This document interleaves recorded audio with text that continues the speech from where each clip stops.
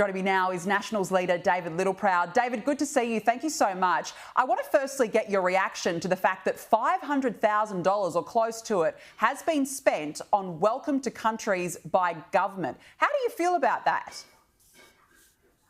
Yeah, well, these welcome to countries have become more about the money than the meaning. And there's no need to spend that sort of money for departments to have their own welcome to country, to get cultural training on how to do welcome to countries.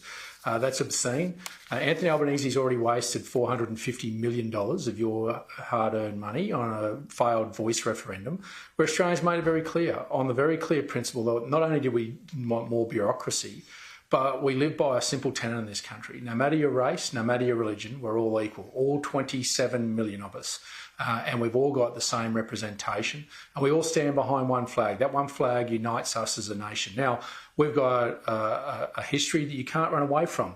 But we've got a history we should be proud of. Yes, there were some mistakes that we made, but we've been big enough to face up to them ourselves without someone else having to tell us, and to make sure that in this country, no one is left behind. We have a generosity of spirit and there's a generosity of financial support. But when that financial support gets abused, then I think Australians do say enough is enough. I think there is a time for a mature conversation about the use of welcome to countries, where they should be used. They've been overused and they've lost their meaning, not only, I think, in the sense of it being a money-making enterprise, but they've lost their meaning about what the real traditional owners actually want and believe in. So I think it is time for us to pare it back and not for the Australian taxpayer to have to fork out that sort of money when it could go in to practical measures that change and shift the dial for Indigenous Australians. And to actually closing the gap, and this is ridiculous, it's become a business model now, and we're the ones who are paying for it. Now, look, let's talk about the election. Listening to Anthony Albanese today, I felt like he's really running out of material. He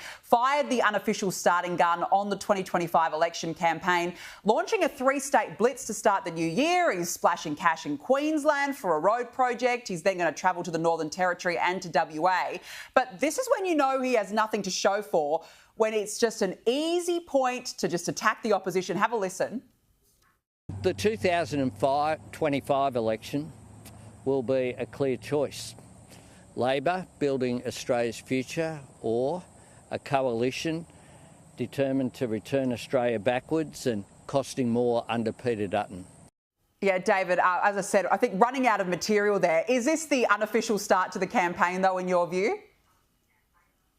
Yeah, well, it is. And look, the fact that he started so early says that things don't look as good as what he'd like them to be. The fact that he's come back early and he's spending a lot of your money. You don't solve the nation's problems by keep spending your money, because ultimately it runs out and you can't keep paying tax. You have to fix the fundamentals, and to fix the fundamentals in this country is not more government, it's less government, because the people who create jobs in this country are small business people, not governments. The only jobs we create, you pay for.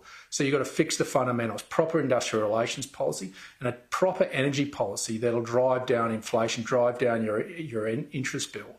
And that's about having a mix, not an all renewables approach. That's the common sense solution, the strong leadership that Peter Dutton and I'll bring as a coalition if we're given the opportunity to lead. And that'll start the very first day. We'll get on with the job. We won't have this reckless spending, and we'll fix the fundamentals by pulling the policy levers on energy and on immigration. We'll determine who comes to this country, the skills they have and where we want them to live. If we've got a housing crisis, we might start to think about bringing some sparkies, some plumbers and some tilers, rather than dog groomers and martial arts instructors and brothel managers. So we just got to bring some common sense. And when you see today splashing $7 billion on the Bruce Highway, just put this into perspective how desperate he's become and how lack of vision he has had, is that he ripped $488 million out of the Bruce Highway funding when he got into power. That was over nearly $109 million that would have been spent on upgrading the Bruce Highway since he came to power. Now he's, for some reason, had an epiphany. While over that period, in the last year alone, sadly, there's been over 40 lives lost on the Bruce Highway, that now he decides in some moment of desperation he's going to go back to an 80-20 split that he took away from the funding of that. I mean, this guy is bereft of ideas. He's desperate and delusional, and unfortunately Australians have paid the bill.